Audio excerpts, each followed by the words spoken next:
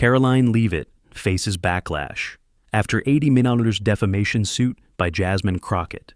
It started like any other midweek broadcast. The lights were set, the panel prepped, the countdown ticking. At exactly 3:02 p.m. Eastern Time, the Political Affairs show, American Flashpoint, taped in Jacksonville, Florida, aired a heated segment on federal funding and urban crime statistics. Tension was expected, it's part of the format. But no one on set could have predicted that a single offhand remark would ignite a cultural firestorm, eventually leading to a lawsuit worth $80 million and a redemption arc the public never saw coming. Karoline Leavitt, a familiar face to cable viewers for her sharp-tongued commentary, was positioned at the far right end of the panel. The discussion was already strained when the host mentioned Congresswoman Jasmine Crockett's name. Leavitt leaned forward, tucked a strand of hair behind her ear, and delivered what seemed like just another political jab. She's not serious. She plays the part emotional, dramatic, loud. That's her whole brand. She's not built for real policy. The studio didn't freeze, but the moment held a breath longer than usual, just enough to register, just enough to hurt.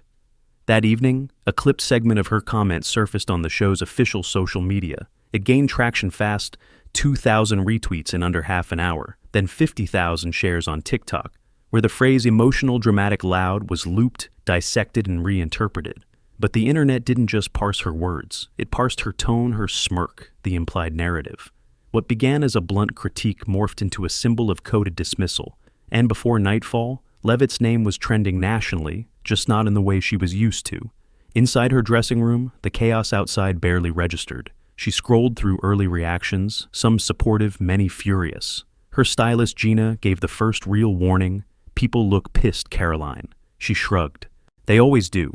But by midnight, her inbox was flooded. Sponsors pulled deals. Her publicist issued the dreaded question, is this salvageable? Still, she held back. No statement, no apology. She believed then that silence would shield her. But Jasmine Crockett had other plans. The next morning, Crockett faced cameras not in a campaign rally, but at a podium outside a federal courthouse in San Antonio. With calm, razor-sharp clarity, she announced intent to file a defamation suit against Leavitt, the number 80 million. By then, the story had outgrown its political shell. It had become cultural, personal, racial. In El Paso, a woman watching the clip at a nail salon muttered, "Why they always go for the same stereotype." At a bait shop in Ohio, a man said she knew exactly what she was doing. In Jacksonville, Leavitt read the official lawsuit through a daze. It wasn't just about a soundbite, it was about a pattern. The filing referenced past show segments, tweets, and comments assembling a case that painted Leavitt not as careless, but calculated. At first, she dismissed it. This is insane. Over one sentence, her voice cracked. But Miles Carson, her lawyer, didn't blink over what that sentence represents. As the legal gears turned, something more insidious began the silence. Former allies didn't call. Her usual media slots vanished. Brands distanced themselves. But Leavitt remained defiant. Her strength, she believed, was never backing down. Behind closed doors, her crisis advisor, Shea Whitlow, tried to reframe her strategy. "You're not being judged for what you meant. You're being judged for what it meant to others," she said. Leavitt bristled. "I won't apologize for something I didn't intend." But intentions wouldn't matter, not when perception had already rendered its verdict. Crockett, meanwhile, played no media games, no glam teams, no prepped statements. Just her on her porch phone in hand.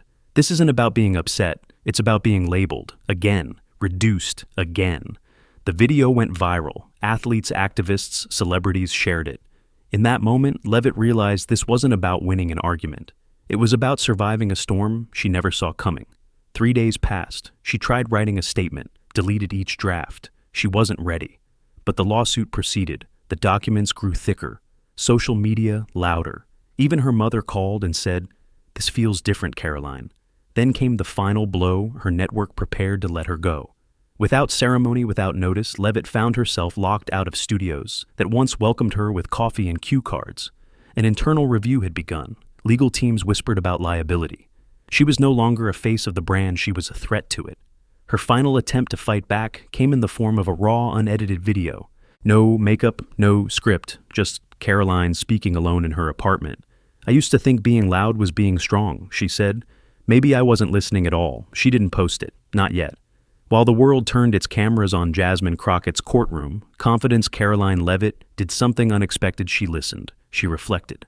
And eventually she showed up to court, not to fight the truth, but to face it. As the trial loomed, the stakes were massive, but so was the shift taking root inside her. And for the first time in weeks, the narrative just barely began to tilt. It was just after sunrise in Austin, Texas, when Karoline Leavitt checked into a discreet downtown hotel under an alias. The windows faced east, and from her suite she could see the silhouette of the federal courthouse. Each morning, the skyline reminded her this wasn't just a headline anymore. It was a reckoning. By now, media crews had staked out every corner of the district. News vans parked along sidewalks. Commentators filmed hot takes from nearby cafes.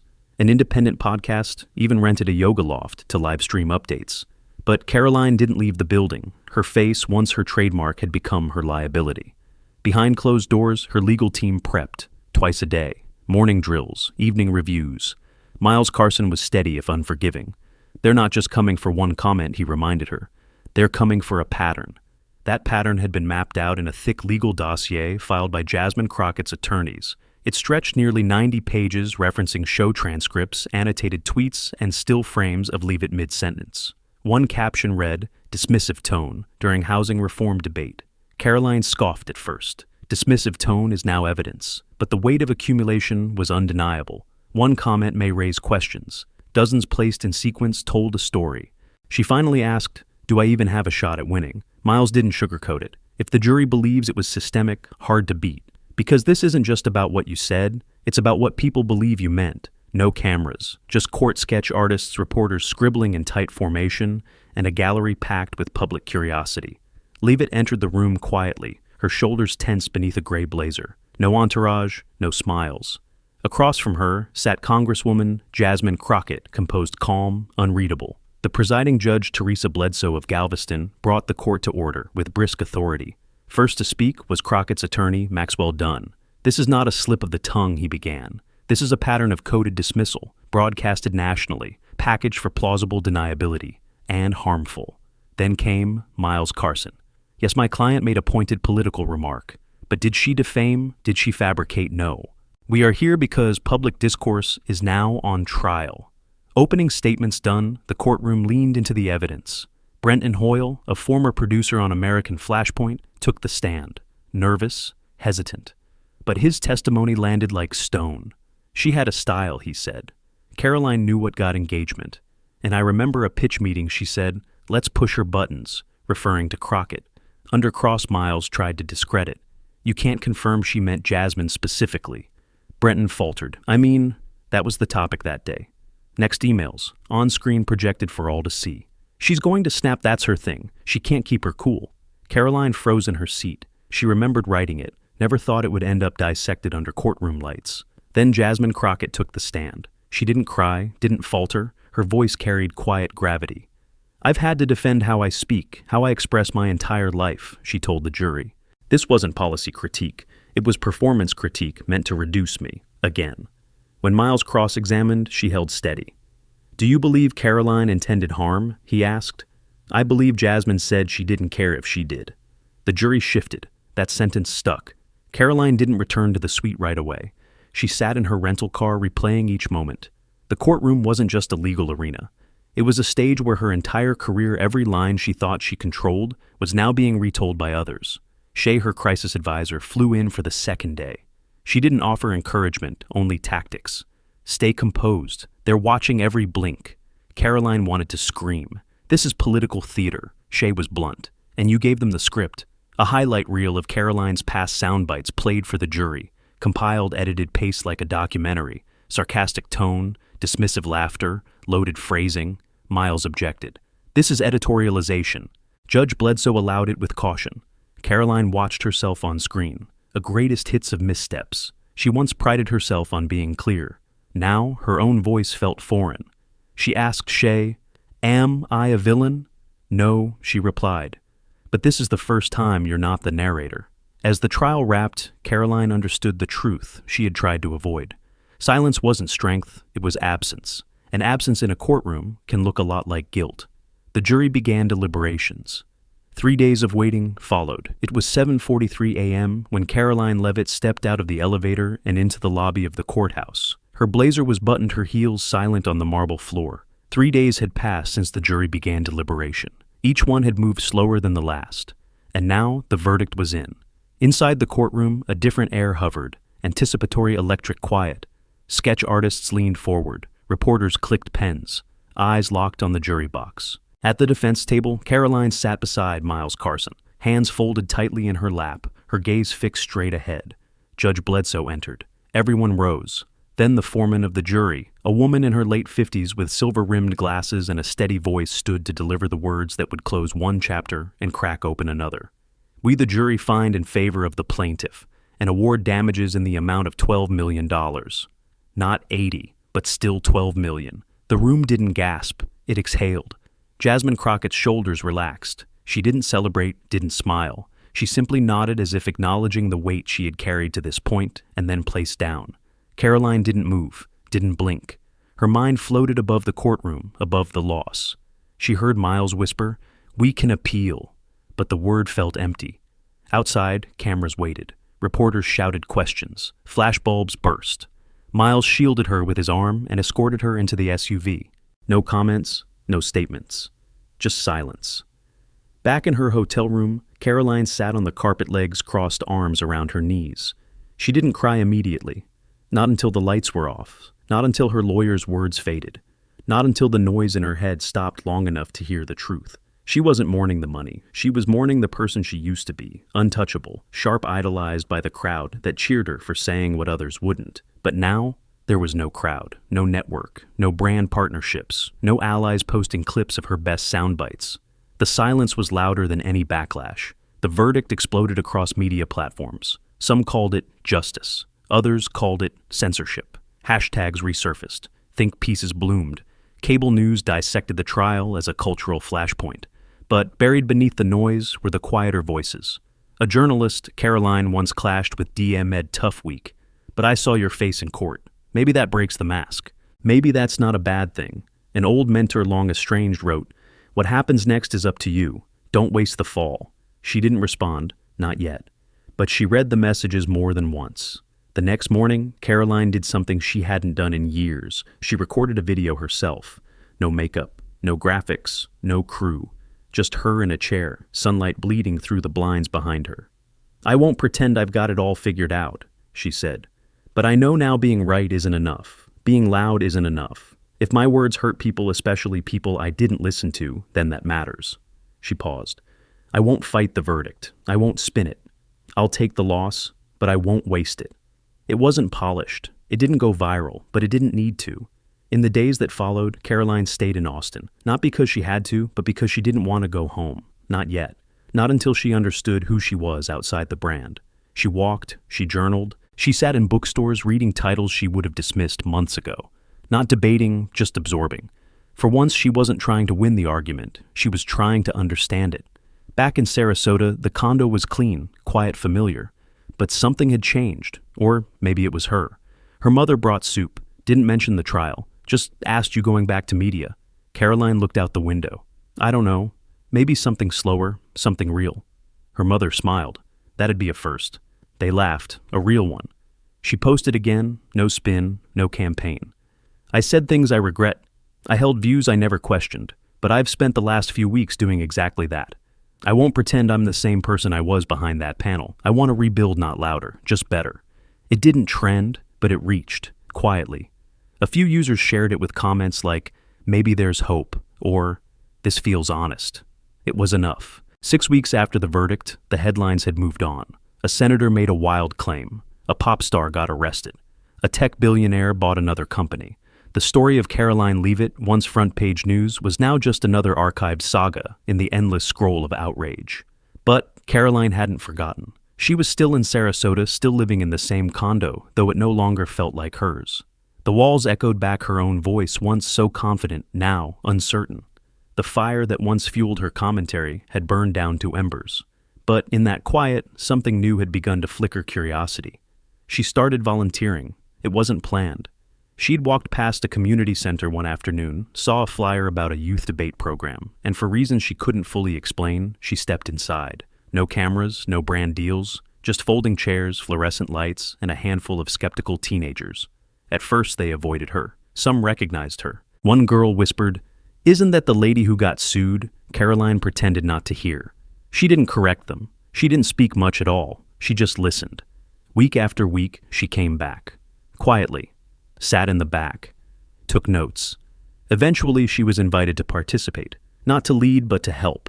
She corrected grammar on student speeches, offered tips on clarity, suggested ways to structure arguments. Not once did she mention her TV past. Not once did she assert authority. She was no longer the pundit with perfect phrasing. She was just someone trying to be useful. One day, a teenage girl approached her after class. "You used to be on TV, right?" Karoline smiled faintly. "Used to be." The girl crossed her arms. "You said some messed up stuff." "I did, but you came back. I'm trying." The girl paused, then said something simple. Something that landed harder than any headline. That counts. Karoline wasn't chasing redemption. She wasn't posting daily videos or pitching comeback specials. She turned down 3 podcast invites, 2 interviews, and a documentary proposal. It wasn't about silence anymore. It was about space and rebuilding. She read more, books she used to mock, stories she once dismissed. She found herself underlining passages not for debate, but for understanding. She also started mentoring a few students one-on-one. They didn't care about ratings. They didn't care about lawsuits. They cared about being heard. And in helping them speak, Karoline finally started learning how to listen. One afternoon, she received an email from an old colleague, someone who had distanced themselves when the scandal broke. It was short. "Been following what you're doing. We all mess up. But most people never own it. You did. That's something. Let me know if you want to talk." She read it 3 times, didn't reply right away. But the message settled like a seed. Maybe it was time to stop hiding completely. She agreed to one interview. Just one. A small independent show run by a journalist. She respected not for softball questions, but for fairness. In the interview, she didn't deflect. "I was arrogant," she said. "I thought if I was sharp enough fast enough, I couldn't be touched. But words touch people, especially when you don't know their weight." When asked what she'd tell her younger self, she didn't hesitate. Pause. That word, once foreign to her rhythm, had become her guide. The interview didn't go viral, but one moment did. A user clipped her final words, "Mistakes don't define you. What you do after that's the real story." It spread not with fury, but with quiet agreement. Teachers reposted it, youth leaders. Even a former critic shared it, captioned simply, "Growth is messy, but this feels real." Karoline didn't declare a rebrand. She didn't launch a new channel, but bit by bit her name began appearing again, just not as a provocateur, as a speaker on media ethics, a guest at community panels, a mentor. She wasn't the same, and people noticed. One local paper ran a profile from flashpoint to fulfillment, the quiet rebuilding of Karoline Leavitt. It didn't trend, but it lingered, like her impact. On a rainy Tuesday afternoon in Sarasota, Karoline Leavitt stood in the back of a multi-purpose room, hands in her pockets, watching a group of high school students debate healthcare policy. No cameras, no lights, just young voices grappling with real questions. She didn't speak. She didn't need to. Her presence had changed, once commanding, now grounding. The students respected her, not for her past, but for her patience. They knew her story. Some of their parents had whispered judgments, but these teens had watched her return week after week, not as a pundit, but as a presence, a constant, quiet, human. Months after the verdict, a national outlet reached out with a documentary special titled The Rise, Fall, and Redemption of Karoline Leavitt. She declined, not because she was afraid of her past, but because she wasn't interested in being defined by it. She told Shay, "I don't want to be the girl who survived cancel culture. I want to be the woman who learned something," and she meant it. At the local community center, they asked her to lead a workshop. She agreed, but insisted on one condition: no branding. Just conversations. The flyer read, "Speaking responsibly. How to use your voice without silencing others." The turnout wasn't massive, but the dialogue was meaningful. Teens shared how social media shaped their sense of identity, how outrage cycles blurred truth, how easy it was to lose your voice trying to echo someone else's.